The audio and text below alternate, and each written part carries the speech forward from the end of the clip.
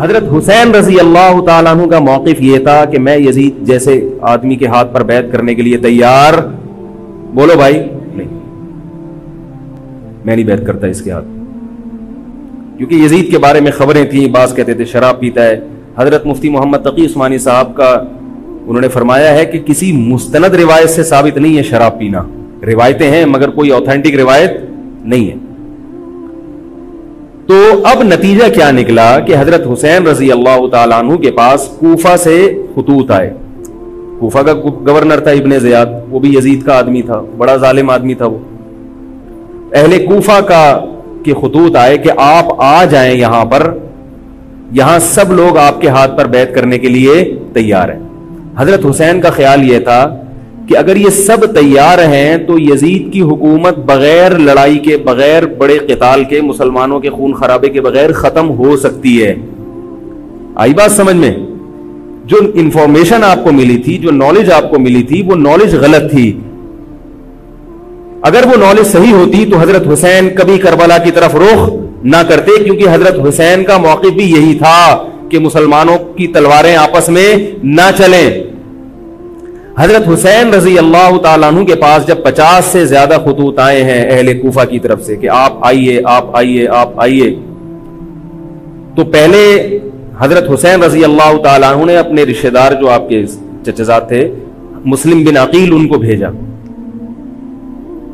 نتیجہ کیا نکلا؟ مسلم بن عقیل کا وہاں پر حکومت نے گرفتار کر کے ان کو قتل کر دیا۔ اب یہ ایک ایسا ظلم تھا جس کے ظاہر ہے کہ کسی کو سفیر بنا کے بھیجا جائے، کسی کو حال احوال دیکھنے کے لیے بھیجا جائے، اور حضرت حسین کی نیت ہرگز بغاوت کی نہیں تھی، مگر کوفہ کے گورنر کو اور یزید کو یہ خیال تھا کہ خلافت کے اصل اہل یقیناً یہی ہیں، کہیں ایسا تو نہیں ہے کہ یہ امیر بننا چاہتے ہیں، یہ خلیفہ بننا چاہتے ہیں۔ ایک خوف اس کے دل میں بیٹھ گیا تھا، ایک لاشعور میں خوف ہوتا ہے نا، انسان کے دل میں بیٹھ جاتا ہے کہ آپ 100 دفعہ بھی کہیں بھی میری یہ نیت نہیں ہے، مگر وہ ڈر رہا ہوتا ہے کہ یار یہ کچھ کر نہ لیں۔ تو جب مسلم بن عقیل کو شہید کیا گیا، حضرت حسین رضی اللہ تعالیٰ عنہ جا چکے تھے۔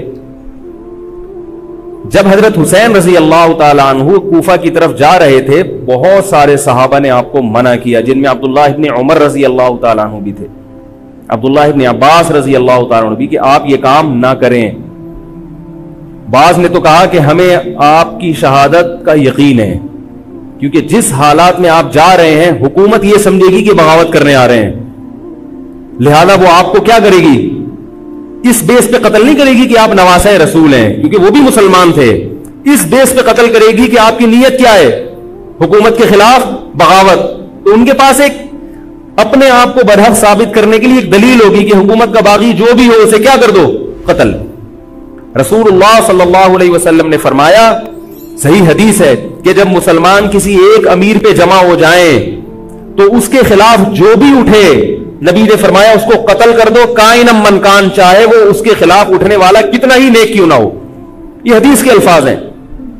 حضرت حسین کا موقف یہ تھا کہ میں نے ابھی تک یزید کی خلافت اور حکومت کو تسلیم نہیں کیا، لہذا میں اس وعید میں داخل نہیں ہوں۔ اب ہوا یہ ہے کہ حضرت حسین رضی اللہ تعالیٰ عنہ جب گئے ہیں اور کربلا کے مقام پہ پہنچے ہیں، تو وہاں آپ رضی اللہ تعالیٰ عنہ کو مسلم بن عقیل کی شہادت کا بھی پتہ چلا، اور اندازہ ہوا، میں بہت شارٹ کر کے سنا رہا ہوں، اندازہ ہوا کہ حالات ایسے نہیں ہیں جیسے میں سمجھ رہا تھا۔ عبید اللہ جو ابن زیاد تھا بدبخت، اس نے حضرت حسین کو یہ کہا کہ بغیر کسی شرط کے حضرت حسین کو گرفتار کر کے لاؤ اور میرے ہاتھ پر بیعت کراؤ۔ یہ رسول اللہ صلی اللہ علیہ وسلم کے نواسے کی توہین تھی کہ آپ صلی اللہ علیہ وسلم کے نواسے ہیں اور ان کے ساتھ ایسے معاملہ کیا جائے جیسے ایک عام شخص کے ساتھ معاملہ کرتے ہیں، ان کو گرفتار کر کے معاذ اللہ گھسیٹ کے لاؤ اور میرے ہاتھ پر بیعت پر کیا کرو، ان کو مجبور کرو۔ حضرت حسین رضی اللہ تعالیٰ عنہ کا کربلا کے میدان میں موقف یہ تھا کہ میں اگر بیعت ہوں گا تو ڈائریکٹ یزید کے ہاتھ پہ بیعت ہوں گا جو مسلمانوں کا خلیفہ ہے، ابن زیاد کے ہاتھ پر بیعت نہیں ہوں گا۔ یہ بھی اس تاریخ کا ایک اہم پہلو ہے کہ حضرت حسین نے کوفہ جانے کا ارادہ ترک کر دیا اور کربلا سے شام جانے کا آپ رضی اللہ تعالیٰ عنہ نے ارادہ کر لیا. اور بعض مورخین نے لکھا ہے کہ حضرت حسین جو واپس آ رہے تھے تو وہ کربلا سے گزر رہے تھے, وہ واپسی کا راستہ ہی شام کا راستہ ہے. نہیں یاری بات میرا خیال ہے سمجھ, وہ جس ٹریک پر چل رہے تھے وہ راستہ کون سا ہے, وہ شام کو جاتا ہے. یہ اس کی علامت ہے کہ آپ یزید سے ملاقات کے لیے, مذاکرات کے لیے تیار, بولو بھائی, ہو چکے تھے.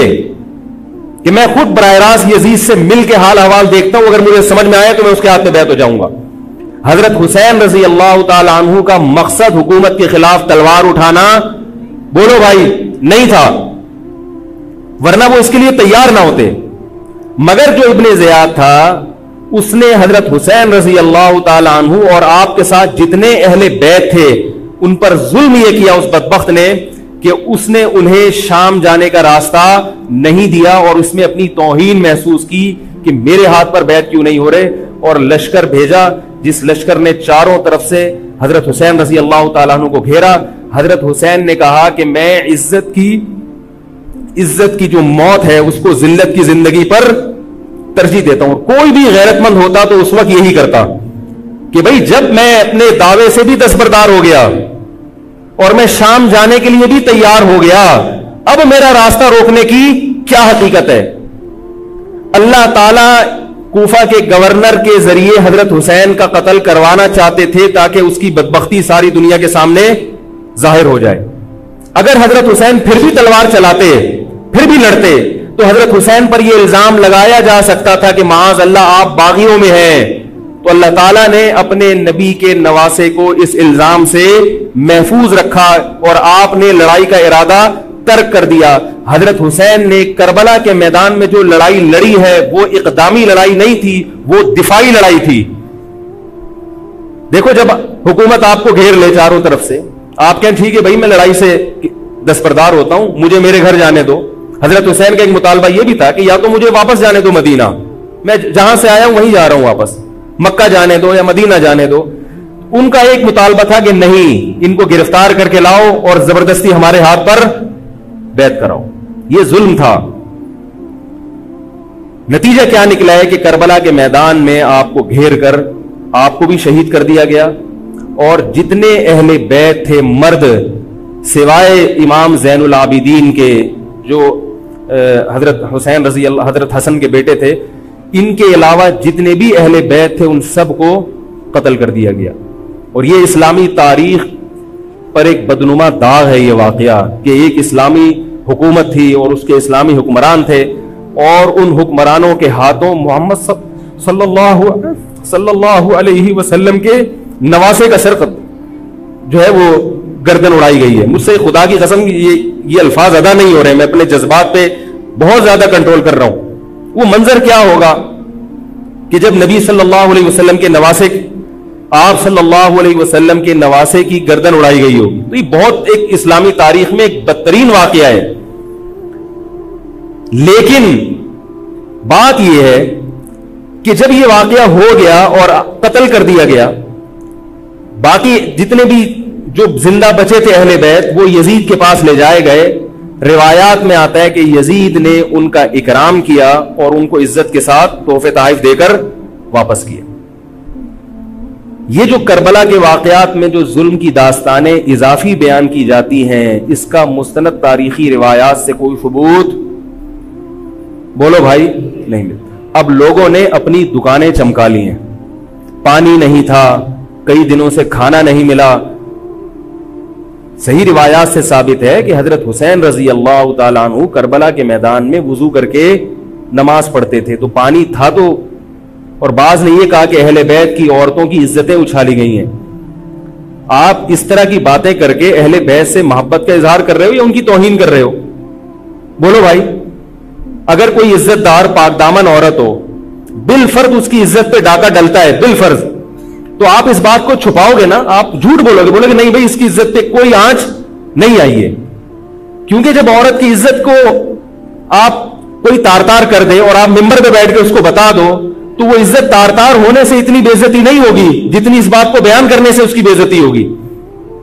حقیقت یہ ہے کہ کسی مستند روایت سے ثابت نہیں ہے کہ اہل بیت کی عورتوں کی عزتوں کو اچھالا گیا. وہ نبی کے گھرانے کی عورتیں تھیں, ان کا ناخن بھی کوئی نامحرم مرد نہیں دیکھ پاتا تھا. دوپٹہ اتر گیا زینب کا اور زینب کی چادر چھن گئی. یہ سب غلط ہے, یہ سب من گھڑت باتیں ہیں. چونکہ وہ بہرحال مسلمان تھے جو حضرت حسین کے خلاف لڑ رہے تھے, ظالم تھے, اس میں کوئی شک نہیں ہے. اس سے بڑا ظلم اس کائنات میں ہوا نہیں ہوگا کہ ایک شخص جو اپنے آپ کو مسلمان کہتا ہے اور وہ نبی کے نواسے کو قتل کر دے اور اہل بیت کو قتل کر دے. اسلامی سیاست میں اتنی گندی تاریخ ہمیں کبھی بھی نہیں ملتی. حضرت عثمان کا بھی قتل ہوا, وہ بھی بہت بڑا ظلم تھا, مگر یہ ظلم اس ظلم کی نوعیت سے بڑھ کر تھا, کیونکہ حضرت عثمان کا قتل حکومت کے ہاتھوں نہیں ہوا ہے, باغیوں کے ہاتھوں ہوا ہے. یہاں حضرت حسین کا قتل کس کے ہاتھوں ہوا ہے؟ حکومت کے ہاتھوں ہوا ہے, جس پر لوگ بیعت کر چکے تھے.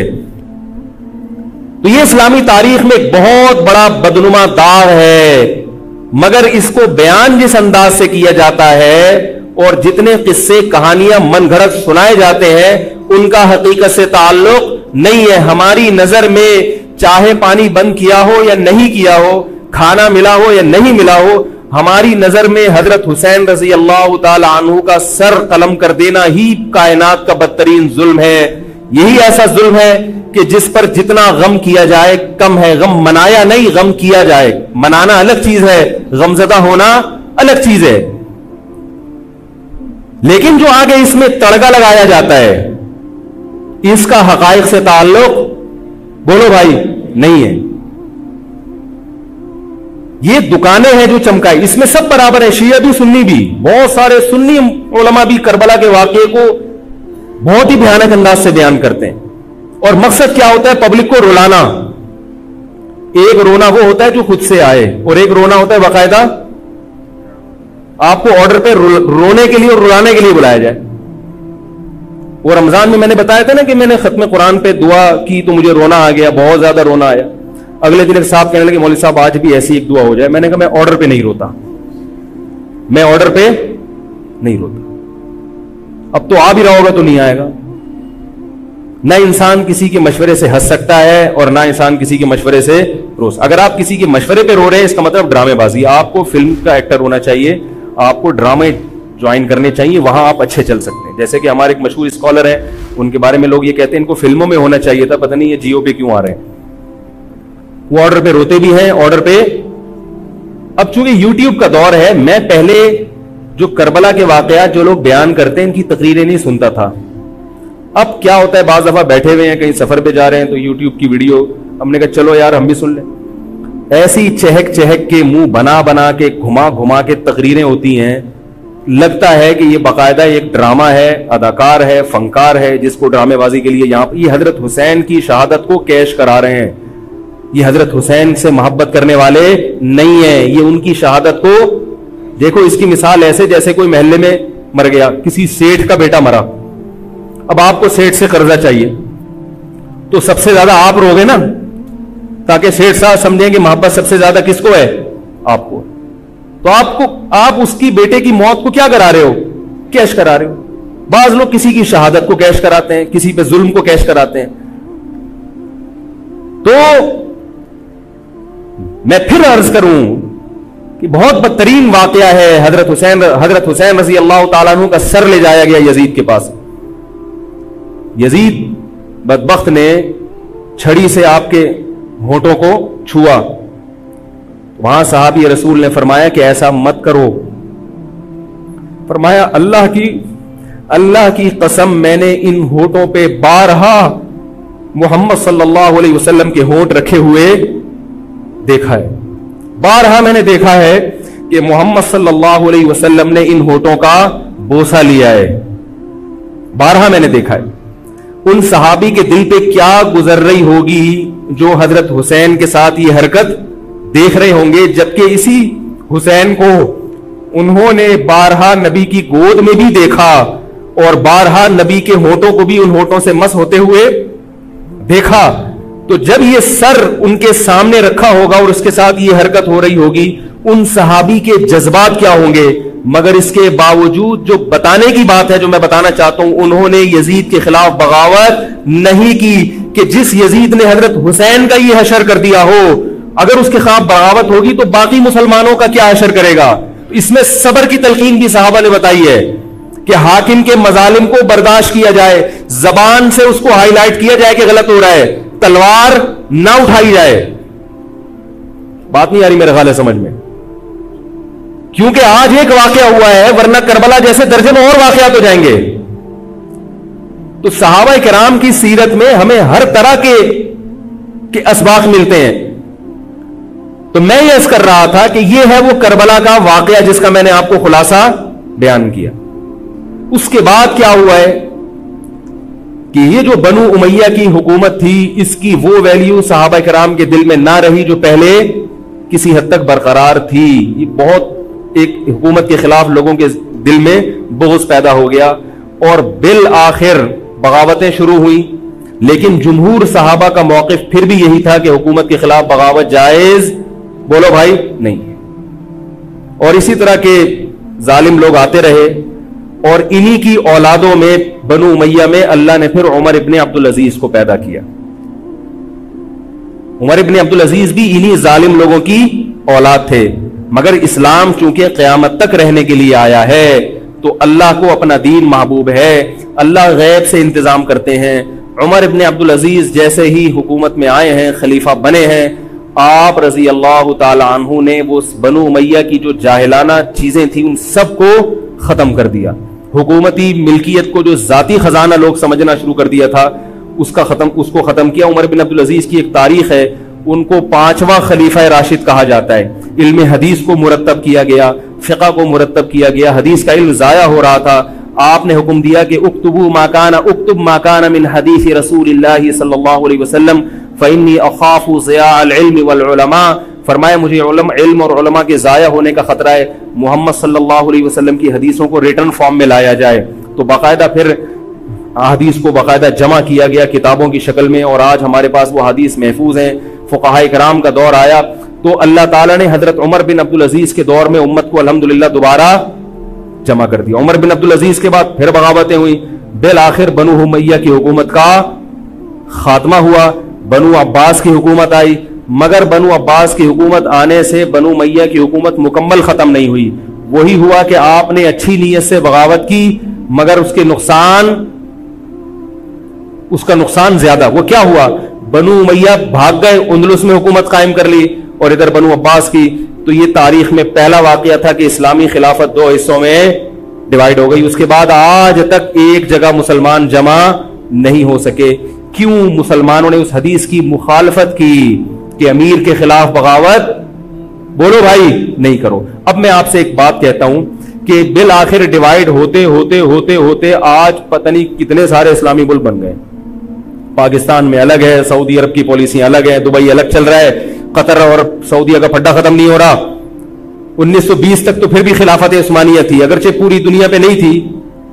ہندوستان میں الگ حکومت تھی, خلافت عثمانیہ الگ تھی, اندلس میں الگ حکومت تھی, مگر پھر بھی مسلمانوں کی 3-4 بڑی بڑی حکومتیں تھیں جو ایک اور کسی حد تک ان میں اتحاد تھا.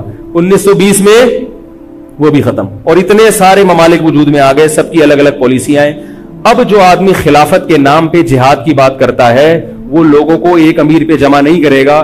جتنے ملک بن چکے ہیں نا, ان کو مزید توڑ کے, اگر یہ 20 ہیں تو 40 بنا دے گا ان کو. بہت مشکل ہے سمجھانا بھائی. اب اگر کوئی کہتا ہے نا ظالم حاکم کے خلاف تحریک چلاؤ, آؤ ہمارے ساتھ مسلح بغاوت میں شامل ہو, ہم حکومت کے خلاف تلوار اٹھائیں گے, تو نتیجہ کیا نکلے گا؟ یہ سارے مل کے ایک امیر نہیں بن جائیں گے. یہ اگر 20 ہے نا تو کتنے ہو جائیں گے؟ بولو بھائی, 40. جیسے جو جماعت المسلمین بنی نا کہ 4 فقہ ہیں, حنفی, شافعی, مالکی, حنبلی, ہم نہیں مانتے, تو سب کو ختم کرو, ایک بناؤ.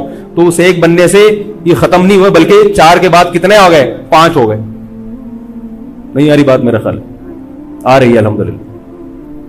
اور بھی جو بھی اس کی باتیں کر رہے ہیں نا, امت کو اتحاد کے لیے آ جاؤ, میرے پاس آ جاؤ, تو وہ 6واں بنا رہا ہے, 7واں بنا رہا ہے, پھر 8واں بنا رہا ہے, ایسے بنتے چلے جا رہے ہیں. او بھائی جو ہے وہاں بریک لگا دو, اللہ کا واسطہ روک دو ان کو, کوئی بات نہیں, 4 ہیں, جو جس کو فالو کرے ٹھیک ہے, کچھ نہیں ہوتا اس سے, ہمیشہ سے چلے آ رہے ہیں.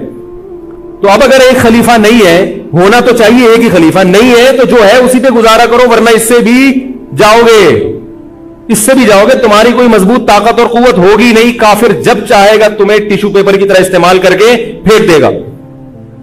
تو کربلا کے واقعہ سے ہمیں کیا سبق ملتا ہے علامہ ابن تیمیہ رحمہ اللہ تعالی فرماتے ہیں کہ جمہور صحابہ کی جو رائے تھی، حضرت حسین رضی اللہ تعالیٰ عنہ کی بھی اپنی ایک رائے تھی، مگر ابن تیمیہ رحمہ اللہ فرماتے ہیں کہ اگر حضرت حسین رضی اللہ تعالیٰ عنہ کربلا کی طرف خروج نہ کرتے تو ابن تیمیہ کی رائے یہ ہے کہ یہ زیادہ بہتر تھا. اب آپ کہیں گے کہ صحابی رسول کی رائے سے اختلاف کر رہے ہیں، نہ وہ کہہ رہے ہیں وہ جو جمہور صحابہ تھے جو حضرت حسین کو منع کر رہے تھے وہ بھی تو صحابہ تھے. حضرت حسن بھی تو صحابی تھے. حضرت حسن نے حضرت معاویہ کے خلاف لڑائی نہیں لڑی. تو صحابہ کی دو رائے تھی، جمہور ایک طرف تھے. تو فرماتے ہیں اگر یہ نہ ہوتا تو زیادہ بہتر تھا. لیکن حضرت حسین رضی اللہ تعالی عنہ کے بارے میں ہمارا موقف یہ ہے کہ وہ یہ سب کچھ اس وقت کے جو حالات تھے اس میں کوئی بھی ہوتا اور غیرت مند ہوتا تو وہ یہ کرنے پر مجبور تھا. اور اس میں دھوکہ کس نے دیا حضرت حسین کو؟ اہل کوفہ نے، جس کا حضرت حسین کو علم نہیں ہو سکتا.